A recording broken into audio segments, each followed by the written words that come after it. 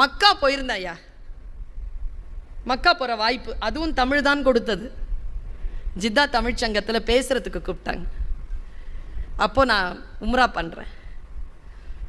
பேசிட்டு சனிக்கிழமை இரவு பேச்சு முடிச்சுட்டு ஞாயிற்றுக்கிழமை காலையில் என் தம்பி தான் என்னை கூட்டிகிட்டு போகிறான். நான் இதை சொல்கிறதுக்கு பின்னால் ஒரு ரகசியம் இருக்கிறது. என் ஆன்மீக அனுபவத்தை கடத்துவதல்ல. நீங்கள் எங்கேயும் போய்கொள்ளுங்கள்.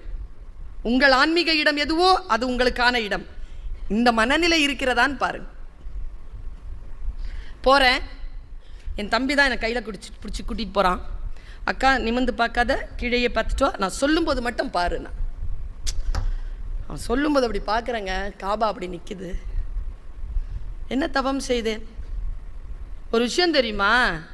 அது பார்த்த உடனே என்ன கேட்குறோமோ உடனே இறைவன் ஏற்றுக்கொள்வான்ற ஒரு நம்பிக்கை இருக்குது.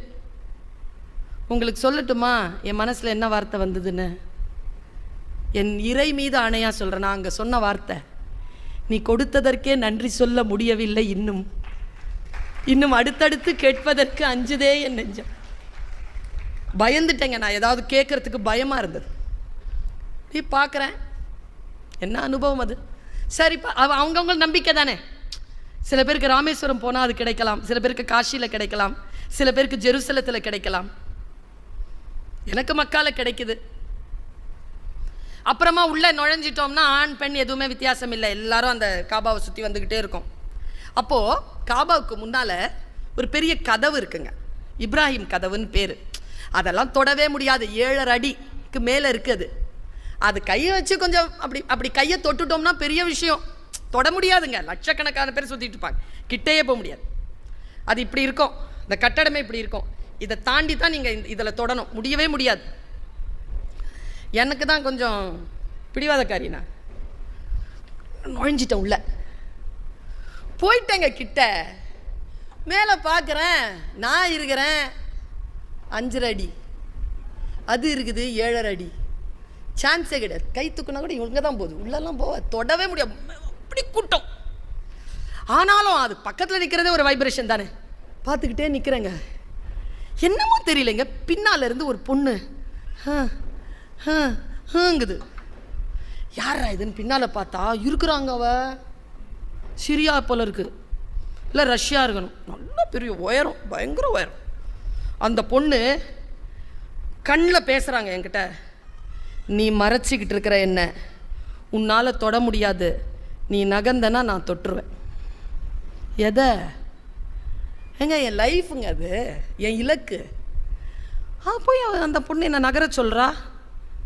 ஆனாலும் மனசில் அவள் கண்ணில் தண்ணி போயிட்டே இருக்கு. சே, நம்மளால் முடியல, நாம் எதுக்கு இன்னொருத்தங்களுக்கு தடையாக இருக்கணும்ன்ட்டு என்னுடைய பலத்தை கொண்டு அப்படி திருப்பி அந்த பெண்ணை மட்டும் அப்படி உள்ளே அனுப்பிட்டேன். அவளை போயிட்டான். உள்ளே போனால் அது பாருங்க, அது கை இவ்வளோ உள்ளே போயிடுது. அதுக்கு அவ்வளோ ஹைட்.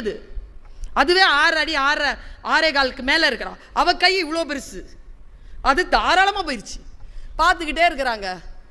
அவளை என்ன பார்த்தாளா, நாளை கொடுத்து வச்சவ போ, கண்ணிலே தான், எங்கே மொழி எங்கே தெரியும் அப்படின்னு நான் எனக்கு கண்ணில் தண்ணி போயிட்டு தான் இருக்கு. அவள் ஒரு வேலை செஞ்சாங்க அப்படின்னு அழுதா இறங்கிட்டு அப்படியே ஒன்றும் அப்படின்னால என்ன முன்னால் கொண்டு வந்துட்டான். மறுபடியும் என்ன செஞ்சான்னு தெரில.